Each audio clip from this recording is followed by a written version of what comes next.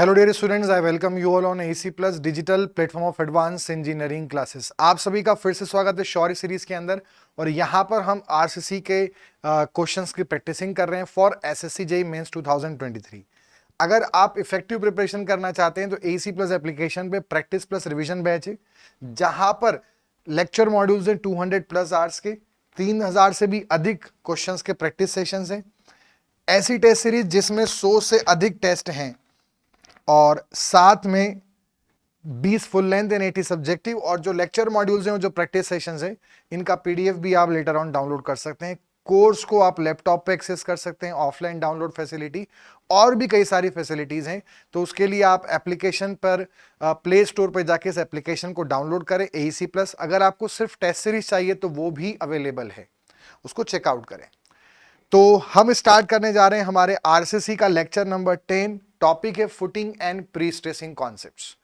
तो सबसे पहला क्वेश्चन है, design strength for M25 concrete in direct compression, bending compression and flexural tension respectively.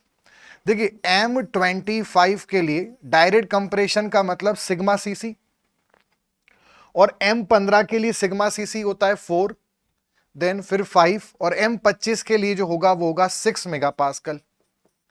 Then अगर bending compression बात करें, मतलब सिग्मा सीबीसी, और सिग्मा सीबीसी होता है कितना, FCK बाई 3, यानी 5, 7 और 8.5, मतलब 8.5 मेगापास्कल।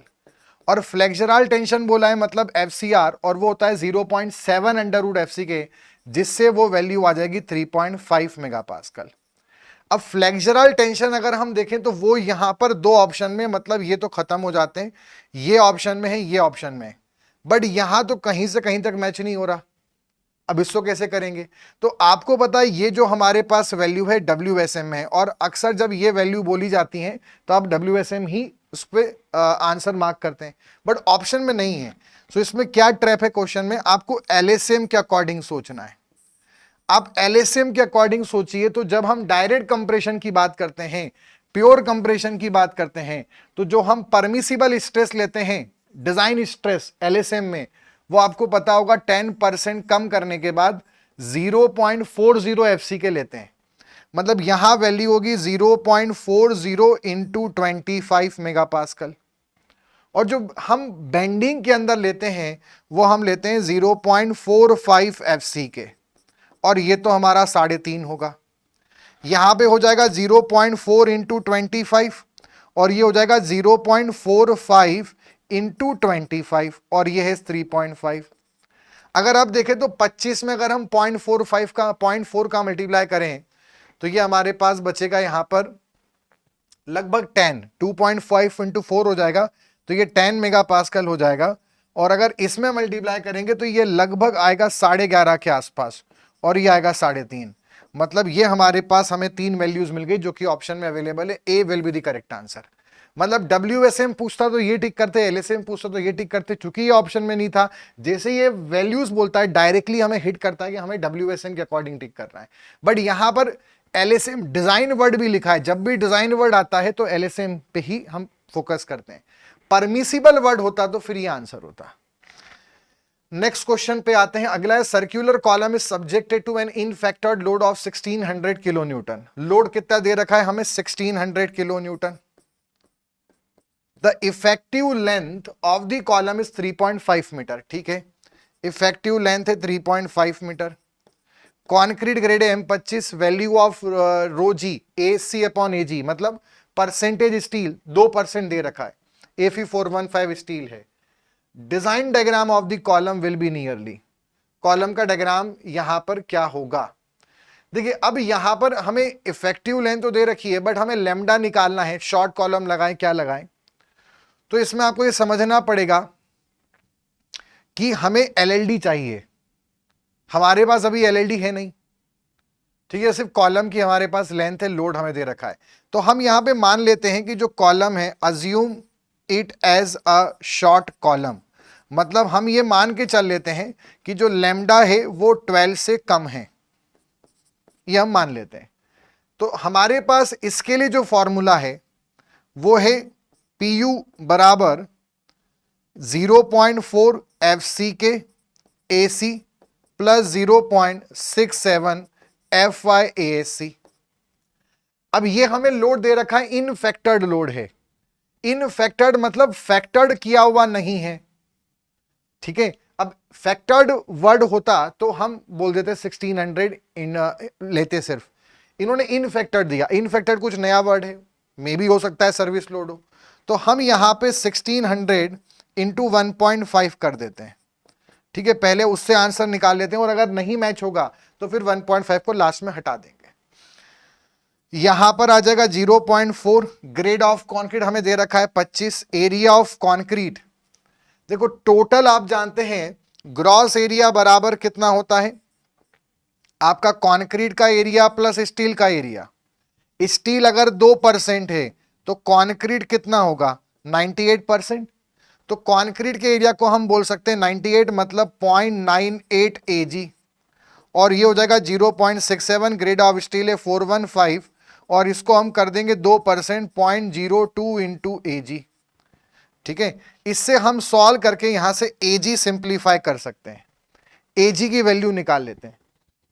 AG कितना आ रहा है यहां पर, ठीक है। तो हम यहां पे सॉल्व करते हैं 1600 into 1000 1.5 divided by 0.4 into 25 into 0.98 plus 0.67 into 415 into 0.02, ये वैल्यू आ रही है 36691। ये AG आ गया, और AG कितना होगा, π/4 DG का स्क्वायर।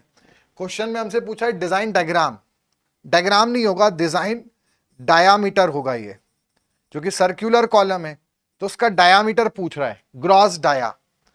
तो π/4 DG स्क्वायर बराबर कितना आ गया, 36691.63 mm स्क्वायर। हमें DG स्क्वायर निकालना है। π/4 होता है 0.78, डिवाइड कर देंगे और जो आंसर आएगा उसका अंडर रूट कर देंगे, तो DG हमारे पास आ रहा है 216.88, 216.88।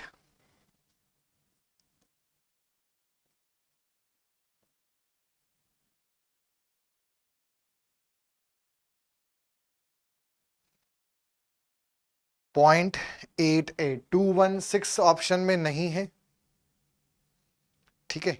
यहां पर हम इसको एक बार और इसमें देख लेते हैं। जैसे हमारे पास लेमडा अगर हम 12 से करेंगे तो PU हमारे पास कितना है 1600 1.5 0.4 इंटू 25, और इससे जब हम निकालेंगे तो हमारे पास वैल्यू आ रही है 1562391 मतलब 446। This will comes out to be 446, ठीक है। हमने शायद इसमें 1.5 हमारा रह गया है, 1600 तो हमारे पास है, तो 1600 into 1.5 2400 into 1000 0.4 into 25 0.98 0.67 into 415 into 0.02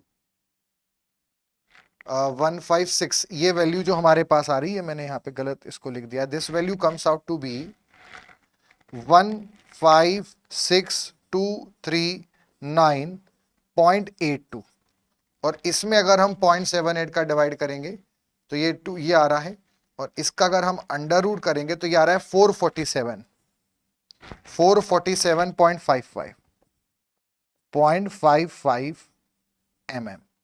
तो ये हमारे पास ग्रॉस डायामीटर आ गया। अब 447 कहां मैच हो रहा है, so near about option A 446, so this will be the correct answer, ठीक है। अब अगर मान लो कि हमने यहां पर हमें डाउट था कि लोड फैक्टर्ड है या नहीं, तो हमने फैक्टर्ड नहीं माना, हमने वर्किंग मान लिया इसको, इसलिए हमने फैक्टर्ड लोड लगाया। अब ऑप्शन देख लेते हैं, ऑप्शन तो आ गया, इसी से मैच हो रहा है। अगर हम मान लो 1.5 नहीं लेते हैं, 0.55 में 1.5 का डिवाइड कर देते हैं, तो आंसर आ रहा है 298.36। अगर इसको हम वर्किंग नहीं फैक्टर्ड मानते, ये 1.5 नहीं लेते, तो फिर आंसर आता 298, जो कि कहीं भी ऑप्शन में अवेलेबल नहीं है। मतलब ये जो इनफैक्टर्ड लोड दिया है, इसका मतलब वर्किंग लोड होता है, सर्विस लोड होता है। इनफैक्टर्ड मतलब सर्विस, जिसमें फैक्टर्ड अभी नहीं किया है, करना है। Next is a reinforced concrete circular section of 50,000 centimeter square cross sectional area carries 6 reinforcing bar whose total area is 500 mm², मतलब एरिया ऑफ स्टील है 500 mm²। पूरे सेक्शन का जो एरिया है वो है हमारे पास 50,000 mm²। ठीक है, 6 बार से, उसमें जो पूरे बार से उनका एरिया 500 है। If concrete is not to be stress more than 3.5 megapascal, concrete पे स्ट्रेस 3.5 से अधिक नहीं आएगा और मॉड्यूलर रेशियो 18 है, तो सेफ लोड कितना हुआ कॉलम में। अब देखो यहां पर अगर हमसे बोला गया है कि कंक्रीट में 3.5 से अधिक स्ट्रेस नहीं आना चाहिए, तो ये कहीं ना कहीं क्रैकिंग स्ट्रेस है, मतलब आपका जो सेक्शन है वो है हमारे पास अनक्रैक्ड सेक्शन। अब इसमें हम स्ट्रेस देखते हैं कैसे निकालेंगे। देखो लोड का फॉर्मूला क्या होता है, पीएस प्लस पीसी। तो P बराबर, यहां पर पीएस क्या बनेगा, sigma S S plus sigma C AC. अब हमें कंक्रीट कितना स्ट्रेस लेगा मैक्सिमम ये दिया है, बट स्टील का नहीं दिया, तो हमें मॉड्यूलर रेशियो के अकॉर्डिंग निकालना पड़ेगा। तो हम इसको इस तरह से कर सकते हैं कि हम सब कुछ कंक्रीट में कन्वर्ट कर दें। ठीक है, तो अगर हम जानते हैं कि sigma S upon sigma C बराबर कितना होता है एम, तो हम ये बोल सकते हैं सिग्मा एस बराबर कितना हो जाएगा M sigma C B C, M sigma C. तो यहां पर आ जाएगा ये M sigma C into S plus sigma C A C, ये हमारे पास वैल्यू आ जाएगी। इसमें हम रखेंगे तो सिग्मा सी हम कॉमन ले लेते हैं, सिग्मा सी दोनों में से कॉमन ले लेते हैं। ये हमने पढ़ा है, जो कंपोजिट मटेरियल होते हैं आरसीसी के अंदर उनके लिए कॉन्सेप्ट लगता है। स्ट्रेस का ratio steel to concrete modular ratio के बराबर होता है। सिग्मा सी बाहर आ गया तो अंदर क्या बचेगा, एम टाइम एस प्लस ए सी।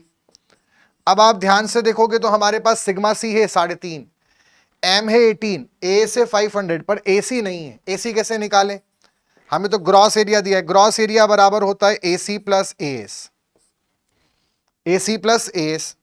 तो ग्रॉस हमारे पास कितना है 50,000, ग्रॉस हमारे पास है 50,000, उसमें से हम 500 माइनस कर देंगे यानी एरिया ऑफ स्टील, तो हमारे पास यहां पर क्या आ जाएगा, ये एसी आ जाएगा। तो ये वैल्यू 5,000 में से 500 गया तो 4500 बचेगा एसी। अब इसको जरा रख देते हैं यहां पर, तो ये हो जाएगा 3.5 इंटू 18 इंटू 500 और प्लस यहां पर हमारे पास वैल्यू आ जाएगी 4500। इसको सॉल्व करते हैं, कितना आ रहा है, सो 4500 प्लस 18 इंटू 500 इंटू 3.5, तो ये आ रहा है 47.47, मतलब 47.25 किलो न्यूटन, 47250, तो 47.25 किलो न्यूटन सेफ लोड पूछा है हमसे कॉलम के अंदर। ठीक, 3.5 हो गया, sigma S S plus sigma C S सी।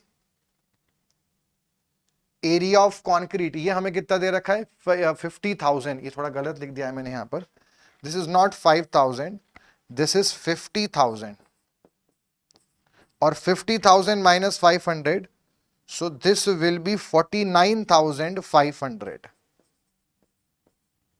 सो यहां पर हमारे पास ये जो बनेगा, ये बनेगा 49,500। अब एक बार सॉल्व करते हैं, तो 49,500 प्लस 18 इंटू 500 इंटू 3.5, 204.75, ये आ रहा है 204.75 kilo newton, 204 kilo newton answer है। 204 मतलब ये इसके आसपास है, मतलब B will be the correct answer. तो अगर जब भी ऐसे किसी क्वेश्चन में आपको स्टील का स्ट्रेस ना दे तो समझ लो मॉड्यूलर रेशो कॉन्सेप्ट लगा के, और मॉड्यूलर रेशो दे रखा है तो फिर यही कॉन्सेप्ट लगेगा, इक्विवेलेंट एरिया ऑफ कंक्रीट वाला। अगला है the critical section for shear, to way shear of footing. देखिए आपको पता होगा बेंडिंग, 3 चीजें हमें ध्यान रखनी है। बेंडिंग के लिए हमारा जो क्रिटिकल सेक्शन है वो कहां पर है, face of the column. One way shear के लिए हमारा क्रिटिकल सेक्शन का है, D distance from face of column, और टू वे शियर के लिए कहां है, d/2 distance from the face of the column. So अभी अगर हम यहां पे देखें टू वे शेयर पूछा है, मतलब पंचिंग शेयर, तो कॉलम के फेस से जो डिस्टेंस होगी वो होगी distance d/2 from the column face. Next, which one of the following statement is correct? In a combined footing for two columns carrying unequal load, the maximum hogging moment occur at। इसमें ये ध्यान रखना, अगर मान लीजिए हमारे पास एक combined footing है और जिसपे दो कॉलम का लोड आ रहा है, जिसमें से एक जो लोड है वो ज्यादा है, मतलब अनइक्वल लोड है, मतलब P2 ज्यादा है P1 से। अगर अब यहां पे सॉइल की रिएक्शन आएगी तो ऐसे अपवर्ड रिएक्शन होगी, मतलब नीचे से क्या लग रहा है UDL, तो आप समझो कि ये हमारा एक सिंपली सपोर्टेड ओवरहैंगिंग बीम है जिसपे यूडीएल लग रहा है नीचे से, ऐसा हमने केस किया हुआ है। तो इसका अगर हम शियर फोर्स डायग्राम बनाएंगे तो यहां पे जो जीयर और शियर फोर्स आएगा, फिर लेफ्ट में अपवर्ड पॉजिटिव होता है, फिर नेगेटिव जाएगा, फिर ऐसे कुछ जाएगा। यहां पे लोड ज्यादा, ये वैल्यू वैसे, ये माइनस ये प्लस। अब देखो इसमें जो बेंडिंग मोमेंट डायग्राम बनेगा, जब सपोर्ट आता है यहां से आपका ये ऊपर मुड़ रहा है ना, ये ऐसे मुड़ेगा, और ये जो ऊपर मुड़ना होता है सेगिंग होता है। सेगिंग मतलब पॉजिटिव, तो पहले ऐसे बनेगा, फिर ये बीच में कहीं ऐसा जाएगा। अब यहां पॉजिटिव है, यहां पॉजिटिव है, मतलब यहां तो क्या आ रहा है सेगिंग बेंडिंग मोमेंट। क्वेश्चन पूछ रहा है मैक्सिमम हॉगिंग का आएगा, तो आप जानते हैं कि यहां हॉगिंग आएगा। और अब इतने रीजन में कहां आएगा जहां शियर फोर्स क्या होगा, जीरो होगा। जहां शियर फोर्स अपना साइन चेंज करता है वहीं बेंडिंग मोमेंट मैक्सिमम होता है। तो एक तो साइन चेंज उसने यहां पे किया है शियर फोर्स ने, एक यहां किया और एक यहां किया है, इन दोनों जगह पे सेगिंग बेंडिंग मोमेंट आ रहा है, तो फिर हॉगिंग इसी पर आएगा, maximum hogging. Option A inside face of the heavier column, a section equidistance from both column, a section having maximum shear force, और a section having zero shear force. So D will be the correct answer. जहां पे shear force zero होगा वहां पर आपका maximum negative आएगा, और जो कॉलम फेस है inside the face of heavier column, जो हेवियर कॉलम है उसका जो इनसाइड फेस है उस पे सबसे बड़ा शियर फोर्स है। तो अगर इसी क्वेश्चन में मैक्सिमम शियर फोर्स पूछें तो आपका आंसर ए वाला ऑप्शन होगा, और मैक्सिमम नेगेटिव बेंडिंग मोमेंट पूछें तो आपका आंसर जहां शियर फोर्स जीरो है।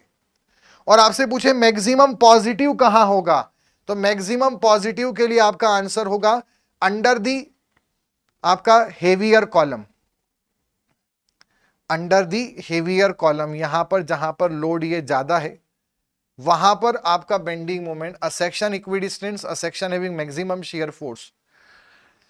ठीक है, तो आपका सपोर्ट वाला जहां पर अगर आपसे मैक्सिमम पॉजिटिव पूछते हैं तो मैक्सिमम पॉजिटिव तो दोनों पे आएगा, तो जिस पर आपका लोड ज्यादा है under heavier column, under heavier column, वहां आपको मैक्सिमम पॉजिटिव बेंडिंग मोमेंट मिलेगा, ये वाला। मैक्सिमम नेगेटिव का शियर फोर्स जीरो है, और मैक्सिमम शियर फोर्स पूछे तो inside face of the heavier column. Next पर आते हैं, अगला है आइसोलेटेड स्क्वायर फुटिंग है, उसके लिए हमें यहां पर मैच करना है, कोड दे रखा है क्रिटिकल सेक्शन मैच करना है। तो बेंडिंग मोमेंट के लिए क्या होता है, face of the column, one way share के लिए डी डिस्टेंस, और punching share two way share के लिए d/2 from the face of the column. तो ए मैच होगा 1 से और बी मैच होगा 3 से, तो ए मैच होगा 1 से, बी मैच होगा 3 से, सी मैच होगा 2 से, D will be the correct answer. ठीक है, अगर आपसे पूछे वन वे शेयर के अंदर लोड डिस्पर्सन कितने पे होता है, तो 45 डिग्री पर, और टू वे शेयर में कितने पे लोड डिस्ट्रीब्यूट होता है, तो आंसर होगा 30 डिग्री। ये भी आप ध्यान रखिएगा। Next is which one of the following is correct, while designing a combined footing the resultant of the column load passes through center of gravity of the footing slab such that the net soil pressure distribution। देखो जब combined footing पे, जब combined footing बनाई जाती है तो वहां पे जो रिजल्टेंट लोड है वो इस तरह से पास होना चाहिए। आपका फुटिंग का शेप हम इस तरह से रखते हैं कि आपका जो यहां पर जैसे लोड आ रहा है P1, यहां पे जो लोड आ रहा है P2, तो जो रिजल्टेंट लोड होगा वो आपका जो फुटिंग है उसका जो सीजी है उससे कॉन्साइड करना चाहिए। और जब वो फुटिंग के सीजी से, CG of the footing, footing के सीजी से जब लोड का सीजी, रिजल्टेंट लोड का सीजी पास होगा तो जो डिस्ट्रेस स्ट्रेस डायग्राम बनता है वो यूनिफॉर्म डायग्राम बनेगा। तो क्वेश्चन पूछा है कि जब मतलब ऐसे केस में बकलिंग नहीं आएगा, हर जगह स्ट्रेस सेम आएंगे आपका। जब रिजल्टेंट लोड इसके सीजी से पास होगा, नेट अपवर्ड फोर्स जितना लग रहा है उससे कॉन्साइड कर जाएगा, तो इसेंट्रिसिटी कितनी हो गई? 0। ओवर टर्निंग मोमेंट कितना हो जाएगा? 0। ओवर टर्निंग कुछ होगी नहीं, ओवर टर्निंग मोमेंट 0। जब मैंने आपको पढ़ा था तब दो बातें बोली थी, जब भी फुटिंग डिजाइन करते हैं तो एरिया ऐसा निकालना है कि लोड डिवाइड बाय एसबीसी से हम एरिया निकालेंगे। फुटिंग का एरिया ऐसा हो कि लोड अपॉन एसबीसी से जो स्ट्रेस आए वो, या load upon area of footing से जो स्ट्रेस आए वो एसबीसी से कम हो, और फुटिंग का शेप ऐसा हो कि जो रिजल्टेंट लोड है वो आपके फुटिंग के सीजी से कॉन्साइड करे। जब कॉन्साइड करेगा तो नीचे से सॉइल की रिएक्शन आ रही, ऊपर से रिजल्टेंट लोड पास हो रहा है, दोनों कॉलम के लोड, तो वो 0 हो गया, तो ओवर टर्निंग मोमेंट नहीं बनेगा, तो खाली आपका कंप्रेसिव स्ट्रेस आएगा। जो स्ट्रेस डायग्राम बनेगा वो हर जगह यूनिफॉर्म बनेगा, तो सही आंसर होगा सी, यूनिफॉर्म स्ट्रेस डिस्ट्रीब्यूशन डायग्राम बनेगा। ठीक है, इस प्रकार से स्ट्रेस डायग्राम बनेगा।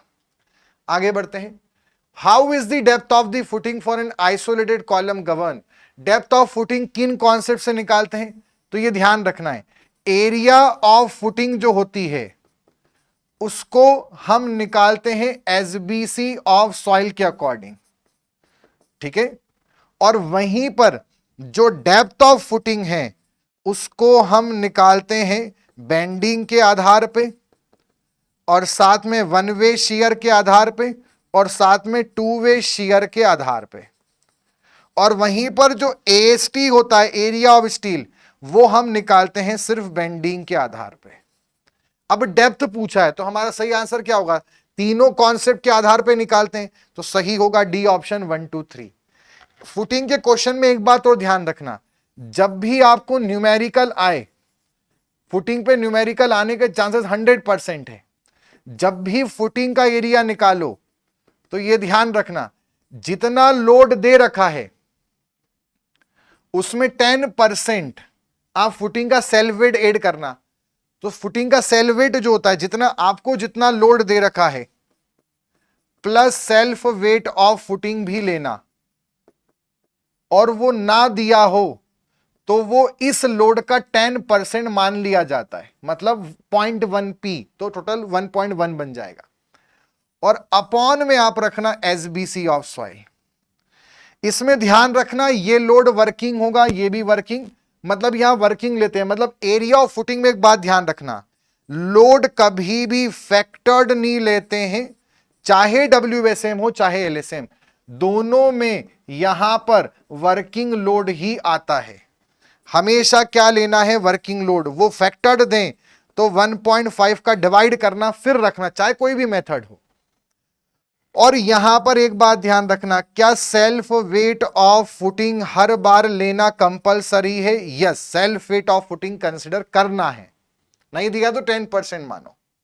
दूसरा कॉन्सेप्ट यहां पे ध्यान रखना, जब हम नेट अपवर्ड प्रेशर निकालेंगे, W जिसको बोलते हैं, तो उसका फॉर्मूला होता है फैक्टर्ड लोड और divided by area of footing provided. ठीक, इसमें भी ध्यान रखना, हर बार फैक्टर्ड नहीं, ये भी ध्यान रखना। आपको लोड रखना है, WSM है तो वर्किंग रखना, और LSM है तो फिर आप PU रख सकते हो। मतलब जब नेट अपवर्ड प्रेशर निकालेंगे तो फिर आप फैक्टर ले सकते हो, LSM में तो WSM में तो वर्किंग ही लेते हैं। और इसमें एक बात ध्यान रखना, यहां पर कभी भी self weight of footing consider नहीं की जाती है, कभी कंसीडर नहीं करना है। वो 0.1 पी या वो 10% अगर दे क्वेश्चन में बोले तब भी वो नेट अपवर्ड प्रेशर में नहीं लेना है, वरना गलती हो जाएगी, आपका क्वेश्चन गलत हो जाएगा। अगला है, in an isolated reinforce concrete column footing of effective depth the the stress in the punching shear is checked. Punching shear का चेक कहां लगाते हैं? कई बार इसको पढ़ चुके हैं, distance D/2 from the face of the column. The critical section for maximum bending moment in the footing under masonry wall. अब देखो, maximum bending moment critical section बोला है, आइसोलेटेड फुटिंग का बोला होता तो हमारा आंसर क्या होता? आइसोलेटेड फुटिंग में at face of the column. पर यह भी ध्यान रखना बच्चों, अगर आपसे बोला है अंडर मैसनरी वॉल, अगर हम मैसनरी वॉल डिजाइन कर रहे हैं और उसमें बेंडिंग के लिए क्रिटिकल सेक्शन पूछें, तो यह ध्यान रखना, जो हमारा वॉल होता है, जो वॉल होती है, तो वॉल का जो सेंटर लाइन होता है और जो आपका ये एक्सट्रीम एज होता है, सेंटर लाइन, ये हो गई सेंटर लाइन, और ये हमारी एक्सट्रीम एज हो गई, वॉल का साइड हो गई, उसके बीच का जो सेक्शन है, मिडिल सेक्शन, दैट मींस ये वाला section, this is the critical section for bending. Critical section for bending मतलब बेंडिंग के लिए मैंने आपको दो सेक्शन बताए हैं। आइसोलेटेड फुटिंग क्वेश्चन में हो तो फेस ऑफ द कॉलम, और अगर अंडर मैसनरी वॉल बोला हो तो it is between the, midway between the, just midway between the centre line of the wall and the edge of the wall.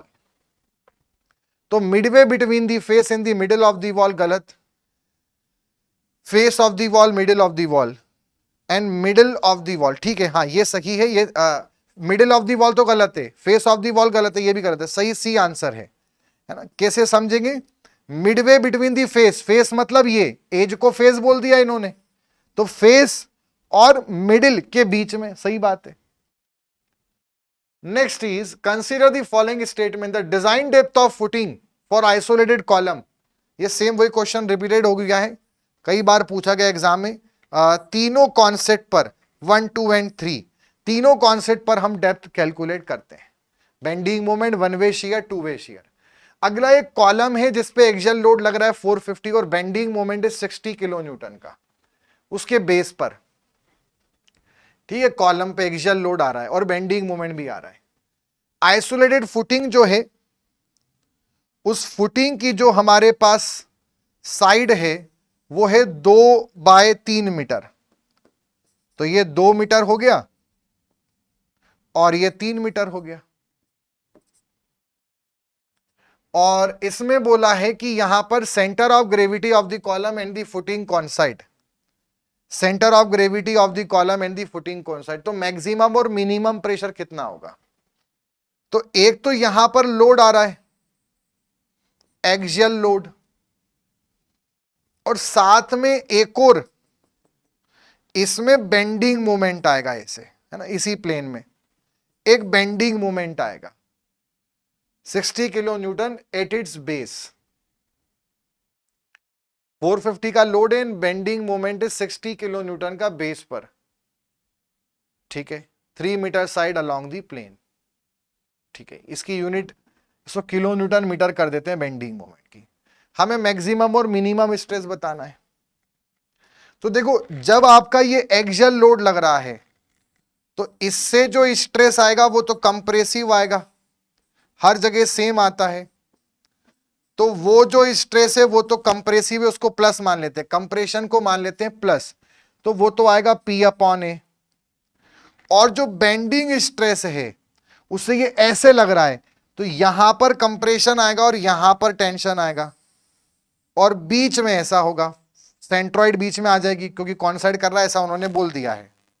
तो यहां माइनस और यहां प्लस, तो ये होगा आपका M/Z और ये भी होगा M/Z। तो यहां पर आपका जो मैक्सिमम स्ट्रेस होगा और जो मिनिमम स्ट्रेस होगा वो होगा P/A plus minus M/Z। Load कितना है? 450 किलो न्यूटन। लोड हमारे पास है 450 किलो न्यूटन, 10⁻³ एरिया कितना है? 2 × 3, और mm² में हमें निकालना है। किस में निकालना है? यूनिट क्या बोल रखी? Kilo pascal. किलो पास्कल मतलब किलो न्यूटन पर मीटर स्क्वायर। तो एक काम करते हैं, इसको हम किलो में ही रहने देते हैं और सब कुछ मीटर में रखते हैं, तो किलो न्यूटन पर मीटर स्क्वायर में ये आंसर आ जाएगा, ठीक है। प्लस माइनस m कितना होगा? तो 60 किलो न्यूटन मीटर, तो उसको किलो में रहने दो और वो भी मीटर में रहने दो, अपॉन z होता है BD²/6। यहां पर b हो गया 2 मीटर और d हो गया 3 मीटर, तो b मतलब 2 और d² मतलब 3²/6, BD²/6। सॉल्व करते हैं, कितना आ रहा है, तो हमारे पास 360 divided by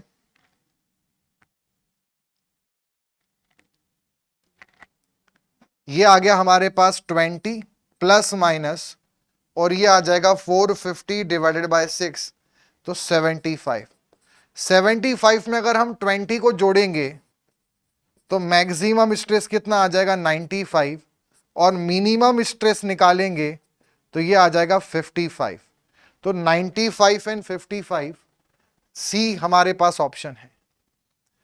next question is, if a simply supported concrete beam pre-stressed with a force of 2500 kilonewton is designed by load balancing concept for an effective span of 10 meter to carry a total load of 40 kilonewton per meter, the central dip of the cable profile will be। देखो हमारे पास एक pre stressing beam है और ये इसका centre line है। अब इसमें हमने दे रखा है केबल प्रोफाइल, तो केबल प्रोफाइल की यहां पर सेंट्रल डिप है वो हमसे पूछी जा रही है, और इसमें ऐसा प्री स्ट्रेसिंग फोर्स लग रहा है। ऊपर से यहां पे क्या लग रहा है, लोड लग रहा है, और ये लोड हमारे पास कितना है 40 किलो न्यूटन पर मीटर। ठीक, तो इसमें अगर हम देखें यहां पर, तो एक तो हमारे पास मोमेंट आएगा P इंटू एच, एक मोमेंट तो कितना आएगा P इंटू एच, और एक और क्या आएगा WL²/8। ऐसे इक्वेट कर दो आप, मतलब प्री स्ट्रेसिंग से जो हॉगिंग मोमेंट आ रहा है उसको हम लोड के सेगिंग मोमेंट से इक्वेट कर रहे हैं। लोड बैलेंसिंग कॉन्सेप्ट, हमें H पूछा है, तो यहां पर ये जो P है ना, ये जो P है ये भी आप समझना कि P दे रखा है, तो इसको जब हम इक्वेट करेंगे तो यहां पर ये एंगल हमने मान लिया थीटा, ये एंगल हमने कितना मान लिया, थीटा मान लिया।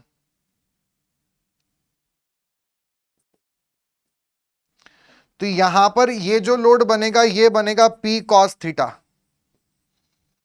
ये वाला बनेगा P cos theta, but cos theta बहुत जरा सा होगा, तो P cos थीटा को लगभग हम क्या बोल सकते हैं, सिर्फ P मान लेते हैं, एंगल बहुत छोटा सा होगा, और cos 0 लगभग 1 के बराबर होता है, तो P cos थीटा को लगभग हम P मान सकते हैं, इसलिए हम क्या ले लेंगे यहां पे, सीधे P ले लेंगे। तो जब भी ये क्वेश्चन आए, जब भी सेंट्रल डिप पूछे, आपको कुछ नहीं करना है, ये क्वेश्चन आने के चांसेस बहुत ज्यादा है, और जब भी आए बस आप ये इक्वेट कर दो, P इंटू एच बराबर WL²/8, कोई एंगल वेंगल आपको कुछ नहीं देखना है। W कितना है 40 किलो न्यूटन पर मीटर है, स्पान कितना है 10 मीटर, स्पान 10 मीटर है, तो 10 का स्क्वायर 100 अपॉन 8, 8 5 40, ये आ गया 500, अपॉन में लोड का डिवाइड करेंगे, लोड कितना है प्री स्ट्रेसिंग फोर्स, वो हमें दे रखा है 2500 किलो न्यूटन, 2500, 2 0 से 2 0 कैंसल, 5 से 25 का डिवाइड करेंगे तो वो आएगा 1/5, और 1/5 होता है 0.2 मीटर, और 0.2 मीटर मतलब 200 mm, तो आंसर हो जाएगा हमारे पास 200 mm। C will be the correct answer. Next is, in case of pre tensioned RCC beam, pre tensioned RCC beam में श्रिंकेज स्ट्रेन इस ऑर्डर का होता है। सही बात है, ट्रू स्टेटमेंट है, पहले ही सही मिल गया। आपको पता होना चाहिए श्रिंकेज स्ट्रेन जो है इसके दो फॉर्मूले हैं। अगर प्री टेंशनड है तो इसमें जो श्रिंकेज स्ट्रेन का फॉर्मूला होता है वो 3 × 10⁻⁻⁴ होता है, और वहीं पर पोस्ट टेंशनड बीम है तो उसमें 2 × 10⁻⁻⁴ अपॉन log 10 T+2 होता है। तो प्री में सही है। रिलैक्सेशन ऑफ स्टील को हम इग्नोर नहीं कर दे, क्रीप ऑफ स्टील का लॉस भी कम से कम 5 से 6% होता है, भाई टोटल लॉस ही 20% होते हैं, तो 5 से 6% का जो लॉस हो रहा है उसे कैसे इग्नोर कर सकते हैं, ये काफी बड़ा लॉस होता है। Only 1 wire can be stretched at a time, ऐसा कोई नियम नहीं है। प्री टेंशन में तो सारे वायर एक साथ खींचे जाते हैं, ऐसा पोस्ट टेंशन में हम कर सकते हैं। प्री में हमेशा सारे वायर ही एक साथ, पहले प्री टेंशन में पहले टेंशनिंग हो रही है, फिर एंकरिंग होगी, बाद में कॉन्क्रीटिंग, तो सब एक साथ खींचे जाएंगे, ऑल आर टेंशन साइमल्टेनियसली। ये पोस्ट में होता है कि आप बारी बारी से एक के बारे खींच लो या सारे एक साथ खींच लो, आपके पास ऑप्शन है पोस्ट में, प्री में ऑप्शन नहीं होता। Even mild steel can be use, mild steel use ही नहीं कर सकते, जो लॉसेस होते हैं वही कम से कम 200 मेगा पास्कल के आसपास का लॉस हो जाएगा, और 250 तो इसकी यील्ड स्ट्रेंथ है माइल्ड स्टील की, तो जितनी इसकी स्ट्रेंथ होता है तो लॉस हो रहा है, तो खाली उतना ही थोड़ी प्री स्ट्रेस देंगे, उससे ज्यादा प्री स्ट्रेस देंगे, कम से कम हम प्री स्ट्रेस जो देते हैं वो देते हैं 1500 के आसपास, तो ऐसे स्ट्रेंथ का स्टील लेना पड़ेगा, माइल्ड स्टील तो बच्चा है उसके सामने, तो ये गलत स्टेटमेंट है, सही है A option. Next is a pre-stressed concrete beam 150 by 300 mm supports a live load of 5 kN per meter over a simple span of 8 meter। हमें एक सिंपली सपोर्टेड बीम दे रखी है, प्री स्ट्रेस्ड बीम है, live load दे रखा है, total load निकालना है, span अभी दे रखा है 8 मीटर। पैराबोलिक केबल है जिसकी इसेंट्रिसिटी, हम प्री स्ट्रेस्ड बीम भी बना लेते हैं, ये हमारे पास प्री स्ट्रेस्ड बीम है, इसमें यहां पे बोल रखा है कि इसमें एक पैराबोलिक केबल है,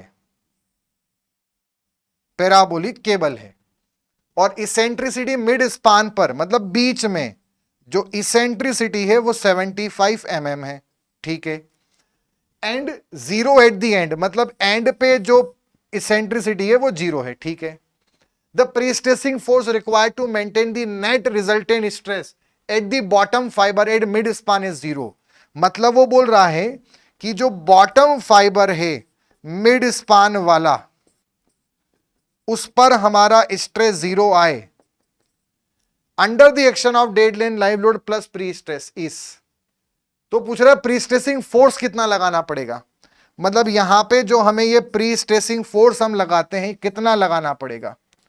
तो देखो बॉटम में जो स्ट्रेस होते हैं इसका फॉर्मूला होता है P बाय, कहीं पर भी स्ट्रेस हो, ठीक है, एक होता है हमारे पास PE बाय Z, और ये हॉगिंग होता है, और हॉगिंग में क्या होता है, ऊपर आता है टेंशन, नीचे कंप्रेशन, कंप्रेशन को मानते हैं प्री स्ट्रेसिंग में प्लस, टेंशन को माइनस, तो ये हॉगिंग मोमेंट होता है P इंटू E वाला, ये ध्यान रखना, क्योंकि ये हॉगिंग है तो ऊपर टेंशन मतलब माइनस फिर प्लस, और एक आता है M by Z dead load live load वाला, वो सेगिंग होता है, तो ऊपर कंप्रेशन नीचे टेंशन, हमें नीचे वाला बोला है, ये हमारा स्ट्रेस का फॉर्मूला है जो ट्रिक मैंने आपको बताई, ये हॉगिंग है इसे ध्यान रखना, और ये सेगिंग है इससे ध्यान रखना, तो कंप्रेशन टेंशन, टेंशन कंप्रेशन, हमें बॉटम वाला पूछा तो नीचे नीचे वाले साइन ले लेंगे, मतलब हम ये बोल सकते हैं कि बॉटम स्ट्रेस जीरो है, मतलब P बाय, हॉगिंग था तो ऊपर क्या था टेंशन, नीचे कंप्रेशन, तो प्लस PE बाय Z, और फिर यहां पर आ जाएगा हमारे पास माइनस M बाय Z।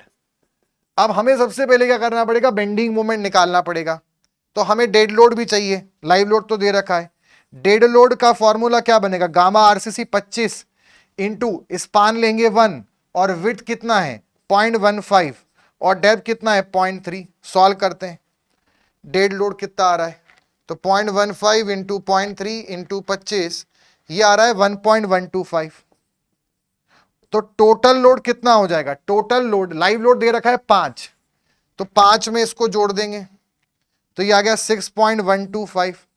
अब ये तो लोड हुआ, हमें चाहिए बेंडिंग मोमेंट, तो बेंडिंग मोमेंट हम लेंगे WL² बाय 8, WL² बाय 8, तो 6.125 इंटू 8, ये आ रहा है हमारे पास 49 kilo newton metre, 49 kilo newton metre, ठीक। अब यहां पर हमारे पास ये तो आ गया, तो P यहां से कॉमन निकाल लेंगे, यहां क्या बचा 1 अपॉन एरिया, इसको हम सब किस में रखते हैं, mm में रखते हैं,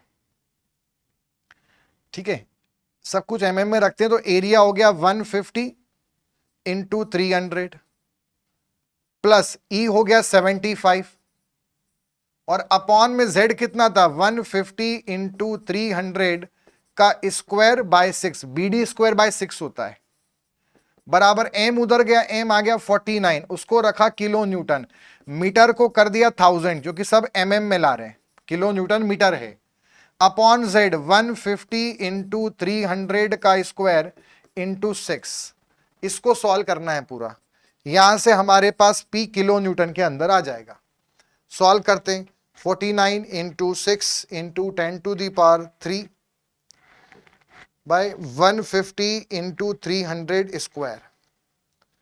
This divided by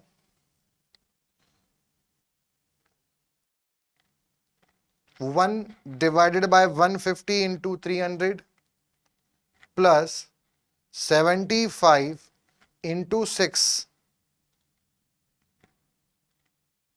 into 6 divided by 300 square.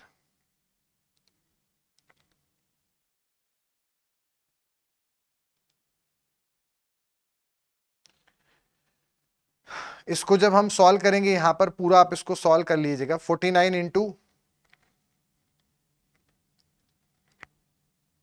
6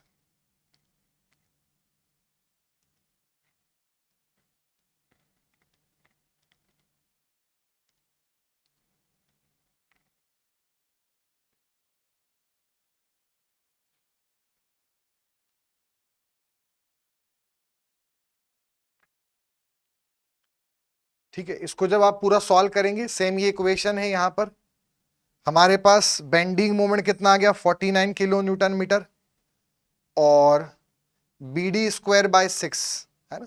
इसको पूरा सॉल्व करेंगे तो P की वैल्यू आपके पास आ जाएगी 392 किलो न्यूटन. 392 किलो न्यूटन ये P है. तो ये हो गया 1, इसका पूरा एक बार वैल्यू निकाल लेते हैं. 1 डिवाइडेड बाय 150 इंटू 300, ये आ रहा है 2.22.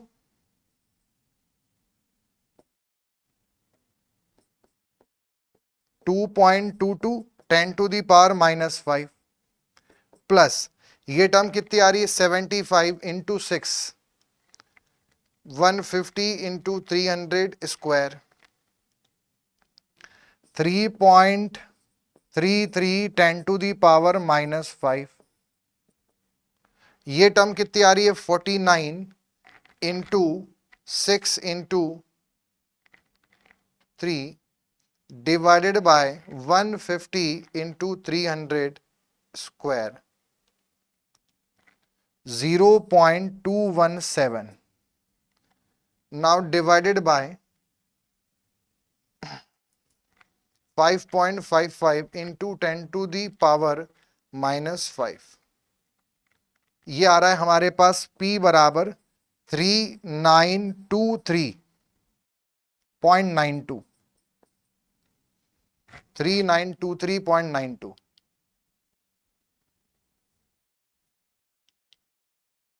ये 392.92 आ रहा है. ठीक है 392. तो 392 will be the correct answer, D answer. Approach आपको समझा दी है मैंने, सॉल्व आप कर सकते हैं. अब partially pre stressed member is one in which, देखो प्री स्टेज्ड मेंबर जो होते हैं उनको हम 3 कैटेगरी में डिवाइड करते हैं. प्री स्टेज्ड मेंबर, एक होता है टाइप 1 कैटेगरी, एक होता है टाइप 2 कैटेगरी और एक होता है टाइप 3 कैटेगरी. आपको यह पता है कि जो प्री स्टेज मेंबर है उसमें कहीं ना कहीं कुछ स्ट्रेस आएगा और कहीं पर कंप्रेशन आएगा, कहीं पर टेंशन आएगा. ठीक है. अब जहां पे आपका प्री स्ट्रेसिंग करने के बाद जहां टेंशन आ रहा है, अगर वो टेंसाइल स्ट्रेस, हमने ऐसी प्री स्ट्रेसिंग करी कि जो टेंसाइल स्ट्रेस है वो फ्लेक्सुरल टेंसाइल स्ट्रेन मतलब मॉड्यूलस ऑफ रप्चर जो क्रैकिंग स्ट्रेस है उससे भी कम है. मतलब आपका कॉन्क्रीट टेंशन में क्रैक नहीं हुआ, कंप्रेशन में तो होगा ही नहीं, टेंशन में भी क्रैक नहीं हुआ. तो ऐसे प्री स्ट्रेस्ड मेंबर को बोलते हैं fully pre stressed member, type 1 variety. अगर जो टेंसाइल स्ट्रेस आ रहे हैं वो जस्ट FCR के बराबर हो गए पर क्रैक बहुत ही कम है, क्रैक हुआ है सेक्शन बट अभी उतना क्रैक नहीं हुआ, बहुत बड़े बड़े क्रैक नहीं आए, जस्ट अभी यहां तक पहुंचा है. तो ऐसे केस में आपका जो सेक्शन है वो क्रैक तो हो गया बट इसको हम बोलते हैं limited pre stressed concrete section. और वहीं पर जब हमारे पास जो FT है, जो टेंसाइल स्ट्रेस है, जो स्ट्रेस आ रहा है वो FCR से एक्सीड हो गया, मतलब क्रैक तो हो गया बट जो क्रैक की विड्थ है, जो क्रैक विड्थ है वो आपकी अभी लिमिट रेंज में है, बहुत ज्यादा नहीं है। तो ऐसे वाले को हम यहां पे बोलते हैं पार्शियली प्री स्ट्रेस्ड, मतलब इस वाले को हम बोलेंगे partially pre stressed member. Pre stressing तो करिए बट पार्शियल प्री स्ट्रेसिंग है। तो इसमें क्या है, tensile stress and cracking are permitted under service load, no tensile stresses are permitted under service load, mild steel is used in, ये तो गलत ऑप्शन है।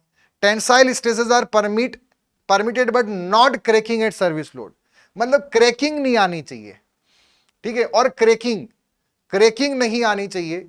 तो इसमें अगर हमारे पास जो सही आंसर होगा वो हमारे पास क्या बनेगा इसका, देखिए पार्शियल प्री स्ट्रेसिंग मतलब type 3 variety. Partial pre stressing क्या है कि जिसमें हमारा टेंसाइल स्ट्रेस तो है और क्रैकिंग भी है, बट वो परमिटेड रेंज में है अंडर सर्विस लोड, मतलब थर्ड वैरायटी। टेंसाइल स्ट्रेस भी है, क्रैकिंग भी है। ये जो लिखा है no tensile stresses are permitted, कुछ नहीं आना चाहिए, कोई क्रैक, ये टाइप 1 वैरायटी जिसको बोलते हैं फुल्ली प्री स्ट्रेस्ड। और जो इसमें लिखा है टेंसाइल स्ट्रेस तो आ सकते हैं बट क्रैक नहीं आना चाहिए, वो लिमिटेड प्री स्ट्रेसिंग सेक्शन होता है, टाइप 2 वैरायटी। तो ये आप देख लो यहां पर सारे मैंने इसमें लिखे, आप टाइप 1 क्या है, नो टेंसाइल स्ट्रेस अलाउड, मतलब fully pre stressed member. Type 2 क्या है, यहां पर टेंसाइल स्ट्रेस आ सकते हैं बट क्रैकिंग नहीं आ सकती, तो ये लिमिटेड प्री स्ट्रेस मेंबर है। और जो टाइप 3 है उसमें क्या है, टेंसाइल स्ट्रेस आ सकते हैं, क्रैकिंग भी आ सकती है बट क्रैकिंग लिमिटेड रेंज में हो, वो पार्शियल प्री स्ट्रेस होता है। तो पार्शियल वाला थर्ड वैरायटी है, फुल्ली टाइप 1 है और लिमिटेड टाइप 2 है। For ultimate load design of pre-stressed concrete girder used for bridges combination of load factor, ये ध्यान रखना IS कोड 1343 प्री स्ट्रेसिंग वाले में दिया है कि जब भी हम गर्डर्स वगैरह यूज करेंगे तो जो हम यहां पे लोड फैक्टर यूज करते हैं, load factor for dead load and live load combination, वो 2 लिया जाता है।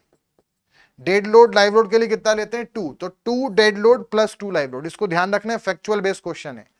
तो गर्डर्स के लिए पूछे तो अल्टीमेट लोड डिजाइन में अल्टीमेट लोड हम 2 टाइम्स के लिए लोड फैक्टर उसमें लेंगे। For a pre tension rectangular plane the uplift at the centre on release of wire from anchors due to pre stressing only. देखो ये बोल रहे हैं कि हमारे पास प्री टेंशन बीम है और इसमें हमने यहां पे बीच में टेंडन लगा रखे हैं, ये सेंटर लाइन है और कहीं हमने इसेंट्रिसिटी दूरी पर एक यूनिफॉर्म इसेंट्रिसिटी पर, प्री टेंशन में तो यूनिफॉर्म ही लगा सकते हैं, पैराबोलिक नहीं दे सकते, तो यहां पर हमने दे रखा है। तो इसमें जब उसको हम कट करेंगे तो वो हल्का सा बीच में से उड़ जाएगा, जो सेक्शन जो है वो थोड़ा सा ऐसा कुछ हो जाएगा, उड़ जाएगा हल्का सा। तो क्वेश्चन ये है कि वो जो यहां पर शिफ्ट हुआ, थोड़ा सा उठा, थोड़ा सा अपलिफ्ट दिखा, जो डिफ्लेक्शन देखने को मिला वो कितना होगा।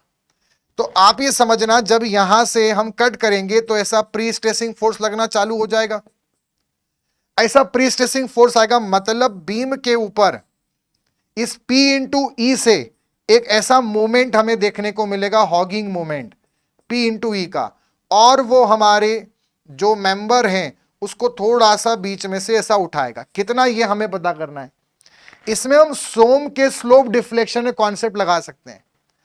अगर आपका सिंपली सपोर्ट बीम पे दोनों साइड से कपल लग रहा हो तो मैक्सिमम डिफ्लेक्शन जो सेंटर में आता है उसका फॉर्मूला होता है ml²/8।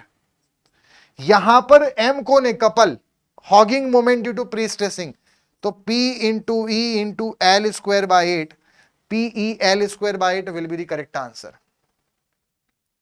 ठीक है, और ये ml²/8 EI होता है ना, 8 EI, सॉरी ये गलत लिख दिया मैंने, ml²/8 ये तो PEL²/8 EI, तो सही आंसर हो गया सी ऑप्शन, ये ध्यान रखना। Next is a culvert is constructed with pre-tensioned inverted T section and subsequent in situ concrete. Concrete grade correspond to sigma C 7 megapascal for the section shown in figure. Maximum pre-stressing force इसमें कितना लगा सकते हैं, ये हमसे पूछा है। ऐसा हमारे पास सेक्शन है, इन्वर्टेड टी सेक्शन है, इसमें ऑब्वियस सी बात है, जो सेंट्रॉइड है ये आपका जो एरिया है ये कितना है हमारे पास 600 और ये 1200 है, वो हमारे पास 200 है। तो कहीं ना कहीं जो इसमें हमारे पास स्ट्रेस डायग्राम बनेगा, इसका न्यूट्रल एक्सिस हम कहीं मान लेते हैं, तो स्ट्रेस डायग्राम जो हम परमिटेड करेंगे वो ऐसा वाला होगा, यहां पे 0 और यहां पे हमारा जो मैक्सिमम स्ट्रेस है वो हम परमिट करेंगे, जो कि कितना होगा 7 मेगापास्कल। जब प्री स्ट्रेसिंग करेंगे मैक्सिमम प्री स्ट्रेसिंग फोर्स कितना लगा सकते हैं ये पूछ रहा है ना। कन्वर्ट है, इन्वर्टेड टी सेक्शन है, सब्सिक्वेंट इन सिटू की बात चल रही है, मैक्सिमम प्री स्ट्रेसिंग फोर्स कितना लगा सकते हैं। तो मैक्सिमम प्री स्ट्रेसिंग फोर्स हम इतने ही लगा सकते हैं। देखो ऊपर तो क्या है, मतलब पूरा फुल डायग्राम कंप्रेशन में होना चाहिए, ठीक है। तो यहां पे मैक्सिमम कंप्रेशन जो हम कर सकते हैं 7 और एक तरफ हम 0 कर सकते हैं। टेंशन तो नहीं आने दे सकते, इतने ही मैक्सिमम हम दे सकते कि टेंशन ना आए और यहां पर ही आ जाए 7। अब अगर ये 7 हो जाए तो इस अकॉर्डिंग हम यहां पर इस लेवल पर कितना स्ट्रेस होगा एक बार वो निकाल लेते हैं। तो अगर ये टोटल हमारे पास डिस्टेंस कितनी है 700, तो 700 चलने पे हमें वैल्यू कितनी मिली 7, तो 500 चलने पे कितनी मिलेगी 5 मेगापास्कल। तो सिमिलर ट्राइंगल से ही कितना हो गया 5 मेगापास्कल। बस अब हमें फोर्स निकालना है, तो फोर्स हमारा क्या होगा, ये वाला stress diagram average stress into आपका वेब का एरिया प्लस उसका एवरेज स्ट्रेस इनटू फ्लैंज का एरिया। अब वेब जितना है हमारा, ये वेब के अंदर जो स्ट्रेस डायग्राम है वो ट्राइंगल है, तो उसका एवरेजिंग कितना होगा 0 + 5/2 और उसका एरिया कितना होगा 200 × 500 प्लस। अब इसमें देखेंगे ये जो हमारे पास फ्लेंज है इसका डायग्राम ट्रेपेजॉइड है, ट्रेपेजॉइड का जो हमारे पास एवरेजिंग होगी वो होगी 7 + 5/2, ये एवरेज स्ट्रेस, और उसका एरिया है हमारे पास 200 × 600। इसको सॉल्व करते हैं कितना आ रहा है, तो ये हो गया हमारे पास 200 × 500 × 2.5 प्लस ये हो जाएगा 6 × 200 × 600। 1000 का डिवाइड करेंगे तो ये आंसर आ रहा है 970 किलो न्यूटन। 970 kilo Newton. इसमें हमें कहीं भी प्री स्ट्रेसिंग का नहीं दिया। देखो हम जब फोर्स निकालते हैं P/A कॉन्सेप्ट ही हम ले सकते हैं, स्ट्रेस जब निकालते हैं तो P/A लेते हैं। आज P निकालना है तो हम स्ट्रेस इनटू एरिया करेंगे, पहली चीज तो ये हो गई। अच्छा जब स्ट्रेस निकालते हैं तो PE/Z भी लेते हैं, E कहीं दिया ही नहीं क्वेश्चन में, कहां केबल है वगैरह वो नहीं लेंगे। डेड लोड लाइव लोड लेते हैं, वो भी नहीं दिया, तो खाली यही लेना है और खाली प्री स्ट्रेस एक्सियल स्ट्रेस वाला लेना है। प्योर कंप्रेशन ही उसको माना जाता है। तो इसके अंदर यहां पर मैक्सिमम से मैक्सिमम कितना लगा सकते हैं कि यहां आपका मैक्सिमम कंप्रेशन इससे अधिक ना है और यहां 0 रहे, टेंशन ना आना चाहिए। नेक्स्ट है, तो बच्चों यहां पर ये था हमारा इसका लास्ट सेशन। आई होप आपको समझ में आया हो। ऐसे ही एक और सेशन में आपके लिए लेकर आऊंगा जिसमें हम प्री स्ट्रेसिंग के और कुछ क्वेश्चंस और फुटिंग के और कुछ क्वेश्चन डिस्कस करेंगे। तो मिलते हैं अगले सेशंस के अंदर। सेशन को अच्छा लगा है तो उसे लाइक करें, शेयर करें, सब्सक्राइब करें चैनल को, और इसका PDF आपको टेलीग्राम चैनल पे मिलेगा जिसका लिंक वीडियो के डिस्क्रिप्शन में है। मिलते हैं अगले सेशन में, तब तक के लिए goodbye and take care.